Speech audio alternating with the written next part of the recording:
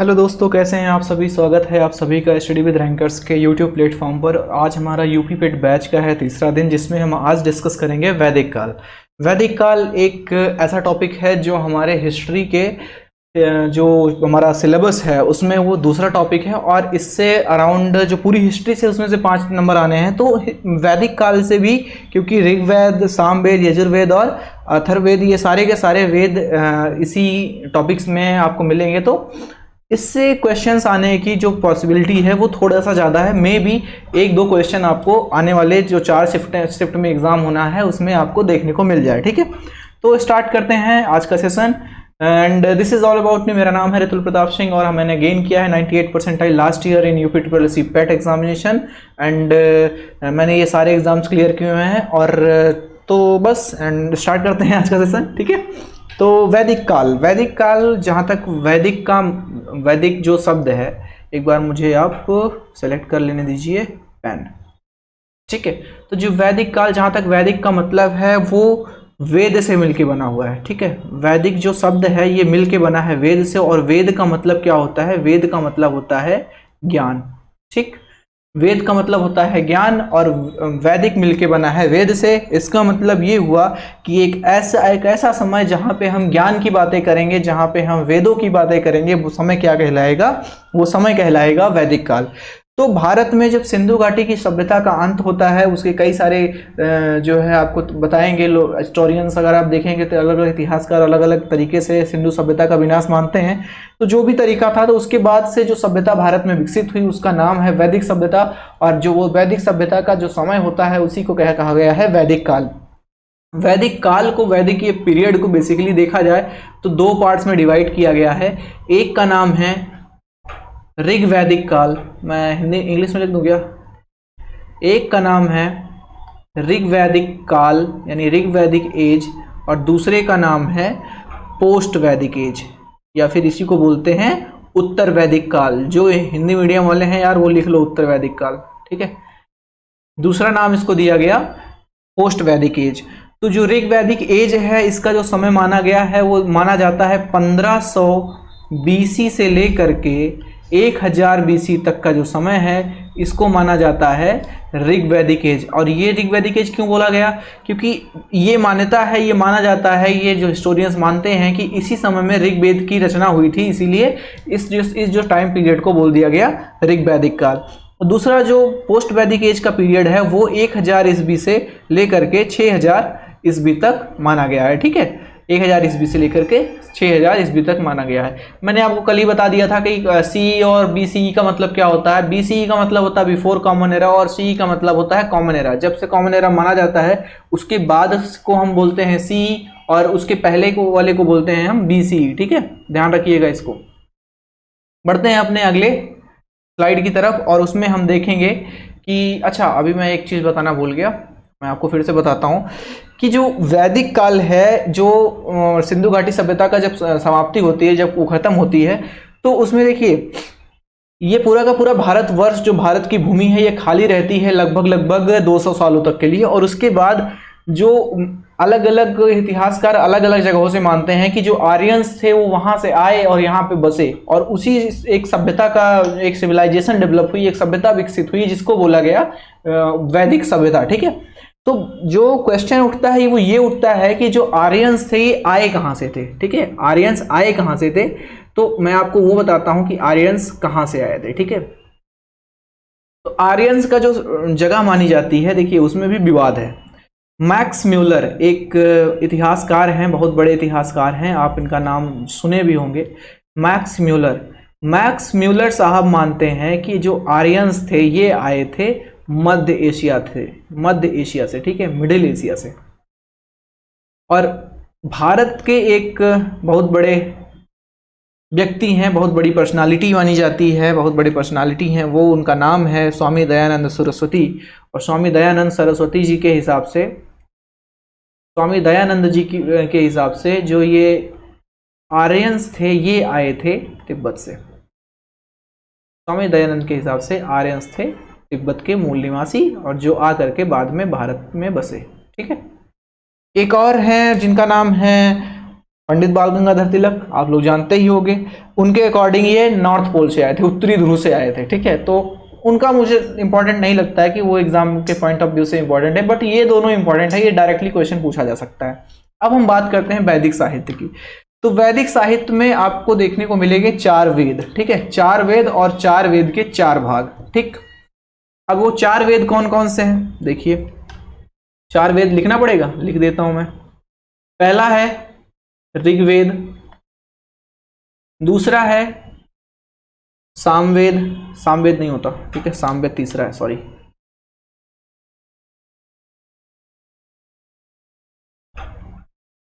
दूसरा क्या है, दूसरा है यजुर्वेद। ये ऑर्डर याद रखिएगा, ऋग्वेद, यजुर्वेद, सामवेद और अथर्ववेद, ठीक है। मैं इसको याद कैसे रखता हूं, मैं इसको ऐसे याद रखता हूं कि जो इंग्लिश अल्फाबेट का सबसे पहले शुरू होगा वो सबसे लास्ट में जाएगा, ठीक है। ऐसे मैं याद रखता हूँ कि अथर्ववेद सबसे लास्ट में रहेगा, बाकी ऋग्वेद, यजुर्वेद, सामवेद याद रख लो यार, कोई तरीका नहीं है, ठीक है। मुझे पता है थोड़ा सा ऑड था, बट पढ़ लो, ऐसे ही पढ़ लो। अब इन सबके 4 पार्ट, शुरुआत होती है किससे, संहिता से। आप कहोगे सर एक तो लिख रहे हो आप हिंदी में और एक लिख रहे हो इंग्लिश में, तो यार मुझे ऋग्वेद लिखने में प्रॉब्लम होती है, ठीक है, मैं सीधा बता दे रहा हूँ आप लोगों को, इसी वजह से नहीं लिख रहा था उसको। ब्राह्मण ग्रंथ, दूसरा क्या है, ब्राह्मण ग्रंथ।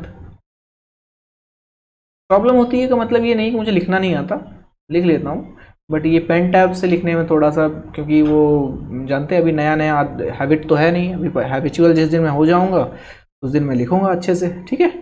तीसरा क्या है, आरण्यक, और चौथा है उपनिषद।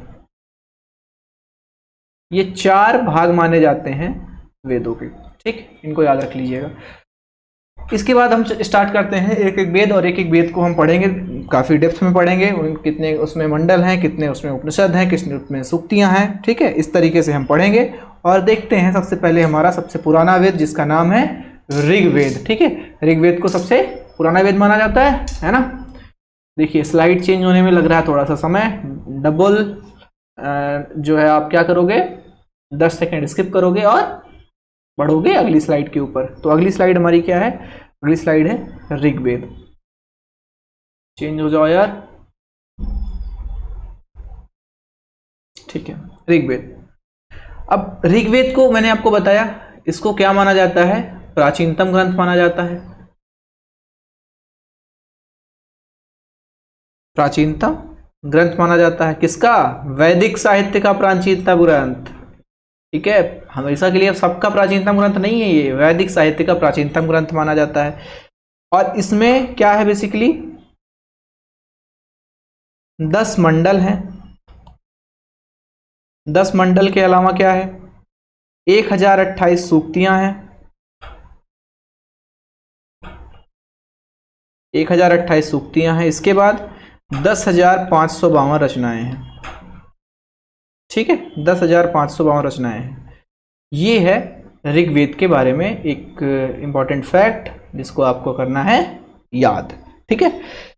शूद्र और वर्ण, ये आप परिचित होंगे इन वर्डों से, शूद्र और वर्ण, ये दोनों वर्णों का उल्लेख हमें सर्वप्रथम ऋग्वेद में मिलता है, ठीक है। इसका उल्लेख जो है वो सर्वप्रथम हमें कहाँ मिलता है, वो मिलता है ऋग्वेद के अंदर। इंपॉर्टेंट क्वेश्चन है, डायरेक्टली क्वेश्चन पूछा जा सकता है कि शूद्र और वर्ण का शब्द का उल्लेख कहाँ मिलता है, या फिर शूद्र शब्द का उल्लेख किस वेद में मिलता है, तो उसका राइट आंसर है ऋग्वेद।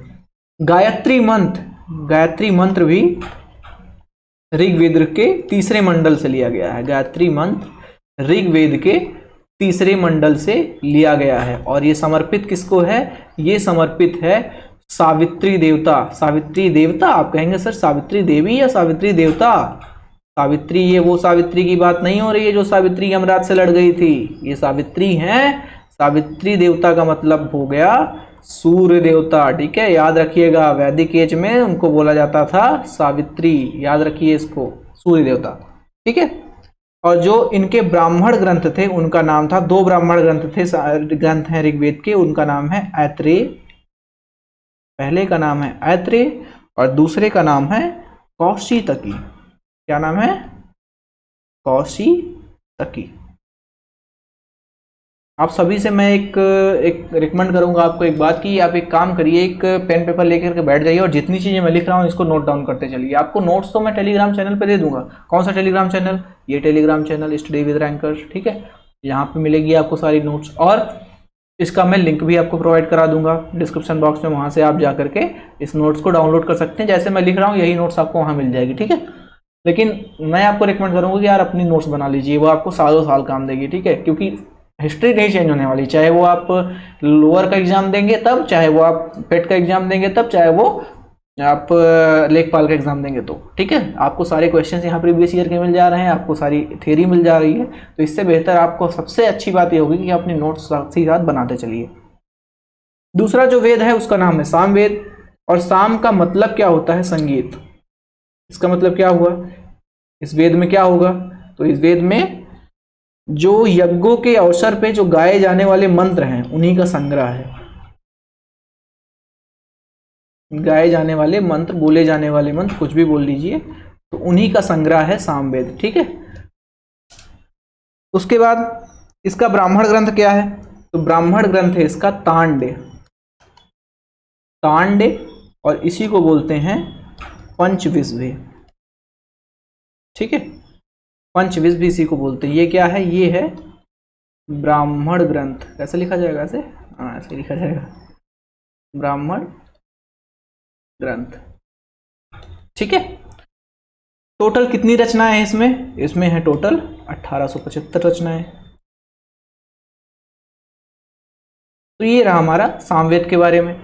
सामवेद, सामवेद संगीत का मतलब, साम का अर्थ होता है संगीत, यानी कि इसमें संगीत की बात की गई, इसमें गानों की बात की गई है। तो यज्ञों के अवसर पे जो गाए वाले जाने वाले मंत्र थे उन्हीं का संग्रह है सामवेद, ठीक है। टोटल 1875 रचनाएं हैं। और ब्राह्मण ग्रंथ कौन सा है? तांडे या फिर पंचविंशति। अगला है यजुर्वेद। यजुर्वेद बेसिकली जो कर्म कांड होते हैं, इसमें कर्म कांडों का जिक्र किया गया है, ठीक है। कर्म कांडों का जिक्र किया गया है कि आप कैसा कर्म करोगे तो कैसा फल मिलेगा, है ना। अच्छा पढ़ोगे तो अच्छे नंबर आएंगे, खराब पढ़ोगे तो खराब नंबर आएंगे। और यजुर्वेद आपको गद्य और पद्य दोनों के फॉर्म में मिलेगा, गद्य और पद्य दोनों के फॉर्म में, ठीक है। इसके अलावा जो इसका ब्राह्मण ग्रंथ है वो इंपॉर्टेंट है। डायरेक्टली क्वेश्चन पूछा गया है आपको, लोअर पीसीएस में पूछा गया शायद, अभी क्वेश्चन करेंगे तो पता चलेगा। ब्राह्मण ग्रंथ इसका क्या है? इसका ब्राह्मण ग्रंथ है, दो ब्राह्मण ग्रंथ हैं, एक का नाम है शतपथ और दूसरा का नाम है तैत्तिरीय। तैत्तिरीय, ये दो ब्राह्मण ग्रंथ हैं यजुर्वेद के, ठीक है। और हाँ ठीक है, हो गया। अच्छा, कर्म कांडों को जो संपन्न कराता था, कर्म कांड को जो संपन्न कराता था, जो कर्म कांड संपन्न कराता था उसको क्या बोलते थे? संपन्न कराता था उसको बोलते थे पुरोहित। यहाँ पे पुरोहित कुछ और था, अभी आपको एक पुरोहित और मिलेंगे। कहाँ मिलेंगे? आगे के वेद में। उनका नाम क्या होगा? उनका नाम कुछ और होगा, ठीक है। मतलब पुरोहित ही नाम होगा, सॉरी, उनका काम कुछ और होगा। यहाँ पे कर्म कांड को संपन्न कराने वाला पुरोहित कहा जाता था, वहां पे जो है पुरोहित किसी और को कहा जाएगा। कहाँ मिलेगा? अब लास्ट वेद है तो यही मिलेगा ना, अथर्ववेद। अथर्ववेद में कितने कांड हैं? 20 कांड। ध्यान रखिएगा, कितने कांड? 20 कांड। और कितनी सूक्तियां? 731 सूक्तियां हैं। देखिए, अथर्ववेद की सूक्तियां इंपॉर्टेंट नहीं है, सूक्तियां आपके ऋग्वेद की इंपॉर्टेंट है, मैं बता दे रहा हूं, बट इसकी सूक्तियां इंपॉर्टेंट नहीं है। और कितने मंत्र हैं? 5987 मंत्र हैं, ठीक है। ये एक इन्फो हो गया, ठीक है। अब अथर्ववेद में एक इंपॉर्टेंट बात वो ये है कि मगध और अंग दो महाजनपदों का यहां पे उल्लेख मिलता है। मगध और अंग, सॉरी, ये दो ऐसे महाजनपद हैं जिनका यहाँ पे उल्लेख मिलता है, ठीक है। इंपॉर्टेंट है, डायरेक्ट क्वेश्चन पूछा जा सकता है कि मगध और अंग नाम के दो महाजनपदों का उल्लेख किस वेद में मिलता है? अथर्ववेद में। या फिर ये पूछ लेगा कि अथर्ववेद में किन दो महाजनपदों का उल्लेख मिलता है? तो राइट आंसर होगा मगध और अंग। अब जो यहाँ का ब्राह्मण ग्रंथ है उसका एक अकेला ब्राह्मण ग्रंथ है, उसका नाम है गोपथ, बस याद रख लीजिए। ये अकेला क्या है, ब्राह्मण ग्रंथ है।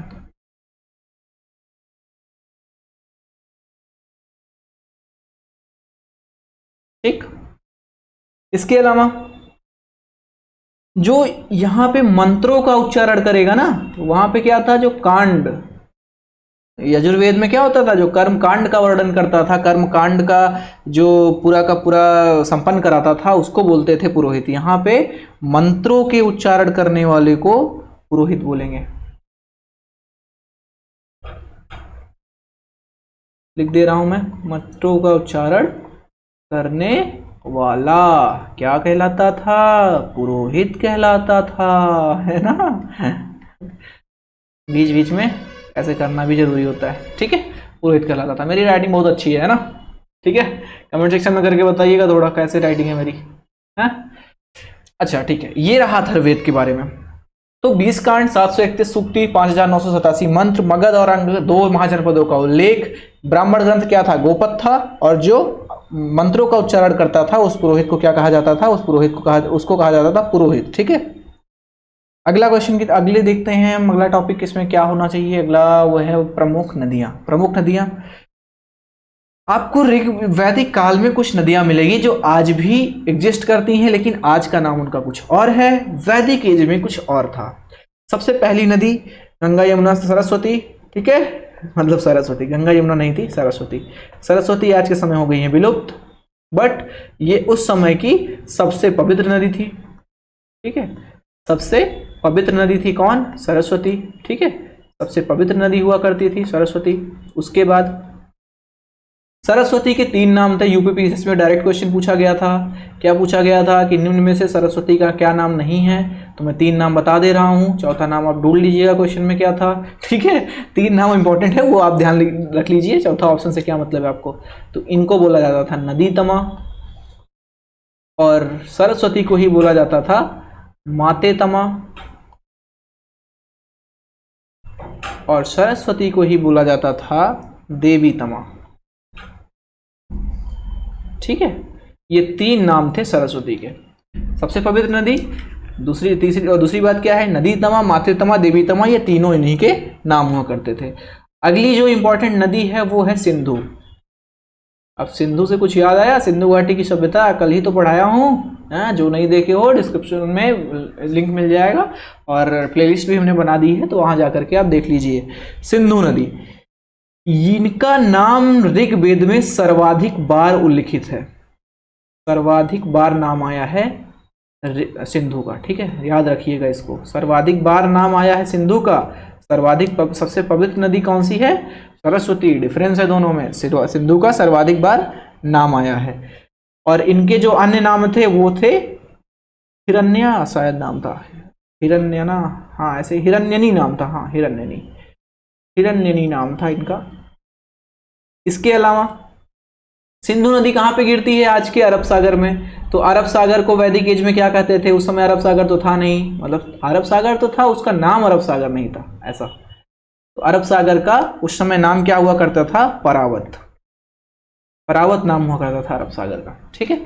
तो प्रमुख नदियां में, अच्छा एक चीज और इसमें ऐड कर लीजिए, प्रमुख नदियों में ही मुझे एक पॉइंट आपको मैं ऐड कराना चाहता हूं, वो ये है कि सरस्वती सिंधु के अलावा भी 3-4 नदियां ऐसी हैं जो इंपॉर्टेंट है आपके एग्जाम पॉइंट ऑफ व्यू से। क्यों इंपॉर्टेंट है भैया, इसलिए इंपॉर्टेंट है क्योंकि कई बार एग्जाम में डायरेक्टली पूछा गया है, कई बार डायरेक्टली पूछा गया है कि इन नदियों का वैदिक एज में क्या नाम हुआ करता था। तो सबसे पहले रावी, आज की रावी नदी जो है इनका नाम हुआ करता था, रावी का नाम था पुरुषड़ी, याद रखिएगा पुरुषड़ी,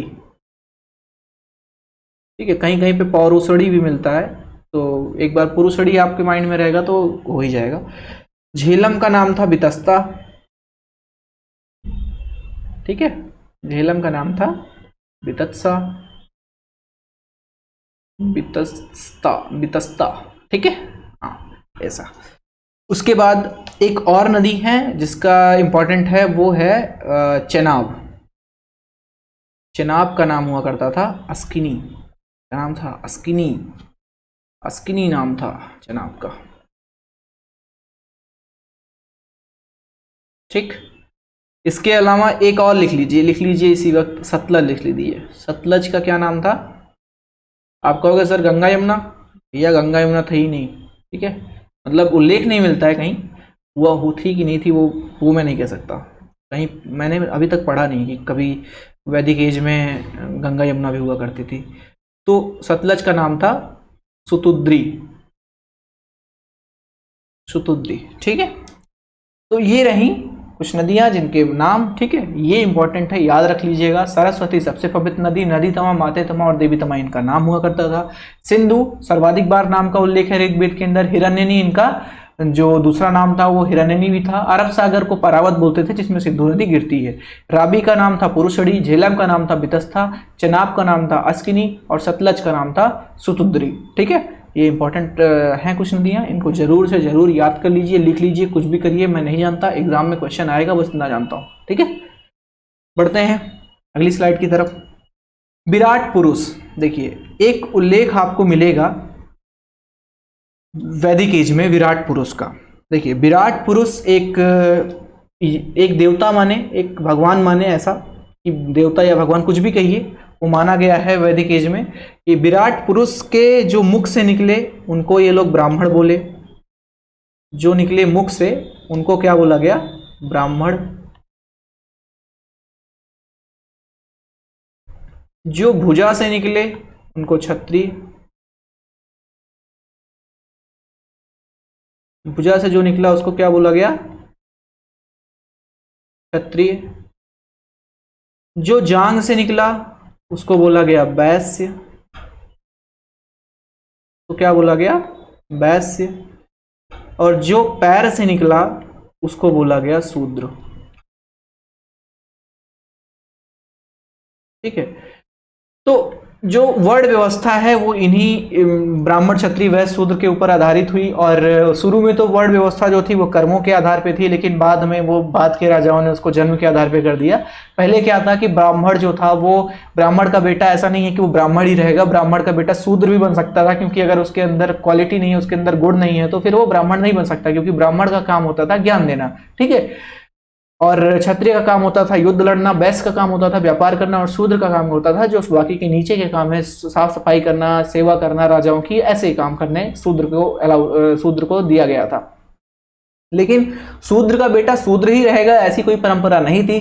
शूद्र का बेटा क्षत्रिय भी बन सकता था, लेकिन बाद के जो राजा आए, बाद के उत्तर वैदिक काल की शुरुआत में आप देखेंगे कि वहां से शुरुआत होती है धीरे धीरे करके, और बाद में ये एक विराट रूप, इसका विराट रूप रख लेता है। ये वर्ण व्यवस्था बहुत चरम पे पहुंच जाती है अपने, और फिर हम जानते हैं कि फिर क्या क्या हुआ उन लोगों के साथ, शूद्रों के साथ कैसा व्यवहार किया गया, एंड ऑल। तो हमारा टॉपिक वो नहीं है, वो डिस्कशन नहीं है हमारा।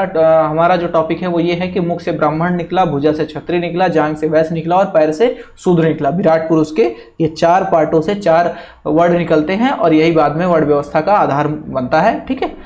बढ़ते हैं अगले टॉपिक की तरफ। अगला टॉपिक है हमारा महत्वपूर्ण देवता। वैदिक काल के महत्वपूर्ण देवता की बात करें तो जो पहले नंबर के नेता थे वो थे इंद्र, जो दूसरे नंबर के नेता थे वो थे अग्नि, जो तीसरे नंबर के नेता थे वो थे सोम। कहेगा सर नेता क्या होता है? देवता बोलिए। अरे मतलब देता नेवता कुछ भी बोलिए, आज के समय में नेता ही तो भगवान हो गया है देश में, है? तो इंद्र को एक और नाम से बुलाया जाता था जिसका नाम था पुरंदर। पुरंदर का मतलब होता है एक ऐसा आदमी जो किलो को तोड़ता हो, किलो को तोड़ने वाला, ठीक है। किले होते हैं ना, किले को तोड़ने वाला, उसको बोला गया। ये इसकी संज्ञा किसको दी गई? इसकी संज्ञा दी गई इंद्र को। इंद्र को एक डिपार्टमेंट और मिला था। कौन सा डिपार्टमेंट मिला था? वो डिपार्टमेंट था बारिश। मैं बारिश लिख दे रहा हूं, बाकी सब समझ लेना। मतलब बादल के देवता थे, बारिश के देवता थे, तूफान के देवता थे, कुछ भी समझ लीजिए, ठीक है। अग्नि, अच्छा, इंद्र के ऊपर जो है वो ऋग्वेद की 250 सूक्तियां समर्पित हैं, ये याद रखिएगा, ठीक है। अग्नि का क्या काम होता है मैं नहीं बताऊंगा, मैं बस ऐसे ही नहीं बताऊंगा, आप खुद पता करिए अग्नि का क्या काम होता है, और नहीं पता तो डूब मरिए, सामने दीवार दिख रही है सिर लड़ा दीजिए उसमें। अग्नि के ऊपर 200 सूक्तियां समर्पित हैं, कहां पे? ऋग्वेद के अंदर। सोम के पूरा का पूरा 9वां मंडल सोम को समर्पित है। 9वां मंडल कहां का? ऋग्वेद का। ठीक है। फिर मैंने ऋग्वेद को इंग्लिश में लिख दिया, नहीं लिखूंगा हिंदी में, क्यों नहीं लिखूंगा, नहीं बस ऐसे नहीं लिखूंगा, मेरी मर्जी, ठीक है। ठीक है। तो नवा मंडल सोम, नवा मंडल ऋग्वेद के 9वें मंडल में सोम का वर्णन है, पूरा का पूरा नवा मंडल सोम को समर्पित है। ये 3 नेता थे, इंद्र अग्नि सोम, ये इनका डिपार्टमेंट हुआ करता था। अग्नि का डिपार्टमेंट क्या था, सोम का डिपार्टमेंट क्या था, इंद्र का डिपार्टमेंट क्या था, ये सारी चीजें हैं। बढ़ते हैं अब क्वेश्चन की तरफ। निम्न में से कौन उपवेद नहीं है? ऑप्शंस हैं आपके, धनुर्वेद, शस्त्र शास्त्र, आयुर्वेद, योग वेद। अब आप कहेंगे सर इतनी देर की आपने पंचायत की, आपने इतनी देर तो हमें पढ़ाया, लेकिन आपने उपवेद तो बताया ही नहीं। तो हाँ, मैंने उपवेद नहीं बताया। क्यों नहीं बताया? क्योंकि मैं अब बताऊंगा, है ना। तो देखिए 4 वेद थे और 4 ही उपवेद थे, ठीक है। 4 वेद थे, 4 उपवेद थे। पहले उपवेद का क्या नाम था? पहले उपवेद का नाम था आयुर्वेद। आयुर्वेद यहीं लिख देता हूं, ये था पहला वेद अपना, पहला उपवेद। दूसरे उपवेद का क्या नाम था? दूसरे उपवेद का नाम था गंधर्व वेद। क्या नाम था? गंधर्व वेद। तीसरे उपवेद का क्या नाम था? तीसरे उपवेद का नाम था शिल्प। शिल्प से रिलेटेड था, शिल्प समझते हैं ना, शिल्प, शिल्प नहीं समझते, स्थापत्य जिसको बोलते हैं, शिल्प वेद, ठीक है। और चौथा जो था वो क्या था? शस्त्र शास्त्र, यही है चौथा, चौथा ये है शस्त्र शास्त्र, या फिर इसी को धनुर्वेद भी बोलते हैं, ये दोनों सेम है। तो कौन सा अब आपका ऑप्शन नहीं है, उपवेद नहीं है, वो है योग वेद। योग वेद के बारे में मैंने कुछ बताया नहीं, तो योग वेद ही आपका उपवेद नहीं है। लोअर पीसीएस 2016 में क्वेश्चन पूछा गया था। और अब बढ़ते हैं अपने अगले क्वेश्चन की तरफ। वैदिक देवता इंद्र किसके देवता हैं? अभी भी मैंने बताया, हवा के तो नहीं होंगे, हवा के मारुत थे, ठीक है, हवा के नहीं होंगे, तूफान के नहीं होंगे, वर्षा व चक्रवात के, अग्नि के नहीं, अग्नि के भी नहीं, किसके हैं? वर्षा व चक्रवात के हैं, ठीक है। और अग्नि को ही पुरंदर बोला जाता है। अग्नि कौन सॉरी अग्नि नहीं कह रहा हूँ, इंद्र को सॉरी, इंद्र को पुरंदर बोला जाता है। पुरंदर का क्या मतलब होता है? पुरंदर का मतलब होता है जो किलों को तोड़ देता हो, ठीक है। और इंद्र जो है वो आर्यों के युद्ध के नेता के रूप में इनको देखा गया है। इनको ये लोग मानते थे, मतलब आर्यंस जो थे वो इंद्र को युद्ध के नेता के रूप में मानते थे। और इनके ऊपर कितनी सूक्तियां लिखी गई हैं? 250 सूक्तियां हैं ऋग्वेद की, ठीक है। कितनी सूक्तियां? 250 सूक्तियां हैं, ठीक है। याद रखिएगा इसको, ये 250 नहीं है बच्चा, ये 250 है, फिर से लिख दे रहा हूँ, 250 सूक्तियां, ठीक। बढ़ते हैं अपने अगले क्वेश्चन की तरफ। पंचगव्य में निम्न में से क्या सम्मिलित नहीं किया जाता है? ऑप्शन है गाय का दूध, गाय का गोबर, गाय का घी, तुलसी। और मैं एक इंटरेस्टिंग बात बताता हूँ, जब मैंने पहली बार इस क्वेश्चन को पढ़ा था तो मेरा आंसर क्या था पता है? गाय का गोबर। बट ये आंसर नहीं है, गाय का गोबर सम्मिलित नहीं किया जाता, मेरा ये मानना था, क्योंकि मैं पंचगव्य को पंचामृत मान लिया था। आप पंचामृत जानते हो ना, जिसके लिए कटोरी लेके दौड़ते हो जब घर में पूजा होती है, तो पंचामृत। तो ये पंचगव्य पंचामृत नहीं है, पंचामृत नहीं है। पंचामृत दूसरी चीज होती है, पंचगव्य दूसरी चीज होती है। तो पंचगव्य बेसिकली बनता किससे हिस्से है? पंचगव्य बनता है दूध से।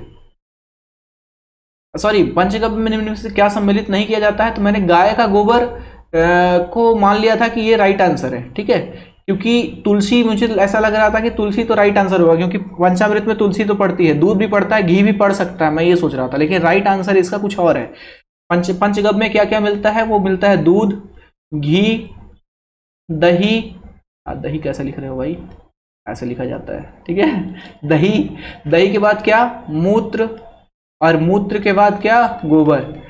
और ये 5 के 5 चीजें किसकी होनी चाहिए? 5 के 5 चीजें होनी चाहिए गाय की, ठीक है। गाय का दूध होना चाहिए, गाय का घी, गाय की दही, गाय का मूत्र और गाय का गोबर। इन 5 चीजों को मिला करके पंचगव्य बनता है। और इसका मतलब इसका राइट आंसर क्या होगा? तुलसी। तुलसी को पंचगव्य में शामिल नहीं किया गया है। अब गाय, गाय का होना चाहिए। पंचगव्य आखिर है क्या? ये एक टाइप की मेडिसिन है जिसका यूज किया जाता था, कहां पे? मेडिसिन है जिसका यूज किया जाता था आयुर्वेद के अंदर, ठीक है। आयुर्वेद के अंदर इसका यूज किया जाता था। अब बढ़ते हैं अपने अगले क्वेश्चन की तरफ। क्या है अपना अगला क्वेश्चन? देखते हैं। देखिए स्लाइड चेंज होने में थोड़ा टाइम ले रहा है। आप क्या करोगे? 10 सेकंड स्किप कर दोगे वीडियो, तो आप डायरेक्टली क्वेश्चन में पहुंच जाओगे। महाजनी प्रथा का उल्लेख किस प्राचीन ग्रंथ में हुआ है? ऑप्शन है रामायण, महाभारत, शतपथ ब्राह्मण और उपनिषद। राइट आंसर आपका क्या है? Option number C, Shatapatha Brahmana. Shatapatha Brahmana में आपका महाजनी प्रथा का उल्लेख किया गया है। अगले क्वेश्चन की तरफ बढ़ते हैं। शतपथ ब्राह्मण और तैत्तिरीय ब्राह्मण किसके मूल पाठ हैं? ऑप्शंस आपके हैं ऋग्वेद, यजुर्वेद, सामवेद और अथर्ववेद। राइट आंसर क्या होगा? मैंने अभी आपको बताया भी था, ऑप्शन नंबर बी यजुर्वेद। ठीक है, अभी जब थ्योरी पढ़ाते समय बताया था ना। अगले क्वेश्चन की तरफ बढ़ते हैं। वेदों के गद्य प्रकरण क्या कहलाते हैं? देखो ये ऐसा है कि सारे ऑप्शन गलत हैं इसके। क्यों गलत है भैया? वो क्वेश्चन पूछ रहा है वेदों के गद्य प्रकरण। वेदों के गद्य प्रकरण मतलब उनका गद्य रूपांतरण क्या कहलाता है, तो वही थोड़ी ना कहलाएगा। ये ऑप्शन टाइपिस्ट ने गलत कर दिए हैं। सामवेद, ऋग्वेद, यजुर्वेद और अथर्ववेद इसके राइट आंसर नहीं है। इसका राइट आंसर जो होगा वो वेदों का जो गद्य प्रकरण होता है उसको कहा जाता है ब्राह्मण। ठीक है, राइट आंसर इसका क्या होगा? राइट आंसर होगा उसका ब्राह्मण। इसका राइट आंसर है ब्राह्मण। ठीक है, वेदों के गद्य प्रकरण क्या कहलाते हैं? ब्राह्मण कहलाते हैं। अब अगले क्वेश्चन की तरफ बढ़ते हैं। ऋग्वेद में निहित गायत्री मंत्र किसको समर्पित है? किसको समर्पित है भैया बताइए? अग्नि, मारुत, इंद्र या सावित्री? अग्नि को नहीं है, मारुत को नहीं है, इंद्र को नहीं है। राइट आंसर क्या है? सावित्री। मैंने बताया भी था, सावित्री को ही सूर्य देवता बोलते हैं। ठीक है, सूर्य देवता बोलते हैं ना सावित्री को, बताया था कि नहीं? ठीक है, सावित्री को ही सूर्य देवता बोलते हैं। और ऋग्वेद के जो ये गायत्री मंत्र है कौन से मंडल में है? ये कौन से मंडल में है? ये है तीसरे मंडल में। तीसरे मंडल में, ऋग्वेद के तीसरे मंडल में लिखा गया है गायत्री मंत्र। पढ़ते हैं अपने अगले क्वेश्चन की तरफ। नेक्स्ट क्वेश्चन है, रामायण में मांडवी किसकी पत्नी थी? ऑप्शन है लक्ष्मण, भरत, मेघनाथ, सुग्रीव। लक्ष्मण की पत्नी का नाम सबको पता होगा? नहीं पता है? मैं बताऊंगा भी नहीं। राइट आंसर इसका option number B Bharat. Bharat की पत्नी का था नाम मांडवी। राम की पत्नी का नाम सबको पता है सीता। लक्ष्मण की पत्नी का नाम नहीं बताऊंगा मैं, आप पता करिए या फिर कुछ भी करिए, आई डोंट केयर। ठीक है, आपको पता नहीं है तो फिर आप क्या पढ़ रहे हैं? भरत की पत्नी का नाम था मांडवी और शत्रुघ्न की पत्नी का नाम था, मैं अब शत्रुघ्न क्यों बता दे रहा हूँ? शत्रुघ्न इसलिए बता रहा हूँ क्योंकि ये एग्जाम में पूछा जा सकता है। शत्रुघ्न की पत्नी का नाम था श्रुतिहसन। देखिए ऑफेंड मत होइएगा, कुछ लोग ऑफेंड हो जाते हैं। श्रुत कीर्ति नाम था, मैं याद किया हूँ श्रुति हसन के हिसाब से। ठीक है, मुझे श्रुति हसन मुझे याद नहीं हो रहा था शत्रुघ्न की पत्नी का नाम, तो मैंने श्रुति हसन याद कर लिया, तो अब याद हो गया, जीवन पर्यंत याद हो गया कि श्रुति हसन, श्रुत कीर्ति उनका राइट आंसर था। जब आप ऑप्शन देखोगे तो आपके माइंड में आ जाएगा। ठीक है, याद करना इंपॉर्टेंट है, एग्जाम क्लियर करना इंपॉर्टेंट है, कैसे भी याद करिए, वो आपका काम है। शत्रुघ्न की पत्नी का क्या नाम था? श्रुति हसन, है ना? ठीक है, आगे बढ़ते हैं। ये तो ऑप्शन है ही नहीं, ऑप्शन दे देता हूं। महाभारत में वर्णित कुरुक्षेत्र की लड़ाई कितने दिनों तक चली? ऑप्शन है आपके 16 दिन, 18 दिन, 20 दिन और 24 दिन। लिख दूं? ऑप्शन लिख दूं? 16 दिन, 18 दिन, 20 दिन और 24 दिन। राइट आंसर बताइए। राइट आंसर है ऑप्शन नंबर बी 18। इसलिए लड़ाई हुई भैया, लड़ाई हुई थी एक गद्दी के लिए, हस्तिनापुर की गद्दी के लिए। गद्दी पे कौन बैठा था? गद्दी पे बैठा था दुर्योधन, और उसको पता चला कि मेरी गद्दी का कॉम्पिटिटर आ गया है, और गद्दी का कॉम्पिटिटर जिस दिन उसको पता चला, शुरू हो गई भैया लड़ाई। और इतनी भयंकर लड़ाई हुई, इतनी भयंकर लड़ाई हुई, काफी दिनों तक चली, है ना? 18 दिनों तक चली, काफी लोग मारे गए उसमें, है ना? कौरवों का विनाश हो गया, पांडव जीते, पांडव बाद में जो है हस्तिनापुर की गद्दी पे बैठे। आगे बढ़ते हैं। पुराणों की कुल संख्या कितनी है? ऑप्शंस हैं आपके 20, 16, 18, 24, 14। राइट आंसर बताइए आप, क्या होगा? 20, 16, 18, 14 में राइट आंसर क्या होगा? जल्दी से बताइए। 20, 16, 18, 14 कौन सा राइट आंसर है? पुराणों की कुल संख्या कितनी है? मैं बता दूं आपको राइट आंसर, ये आपका होमवर्क, जो भी देख रहे हैं वो होमवर्क है। होमवर्क मतलब ये कि कमेंट सेक्शन में कमेंट करके बताइए पुराणों की कुल संख्या। यार बहुत जगह पढ़े हो गए आप, पुराण कितने थे, टोटल पुराण कितने हैं, और गरुड़ पुराण और शिव पुराण ऐसे ऐसे कर करके कई सारे पुराण हैं, और पता भी होना चाहिए आपको पुराण की कुल संख्या कितनी है। ठीक है, तो ये रहा हमारा आज का सेशन पूरा का पूरा, और यहीं पे आज हम इस सेशन को ख़त्म करते हैं।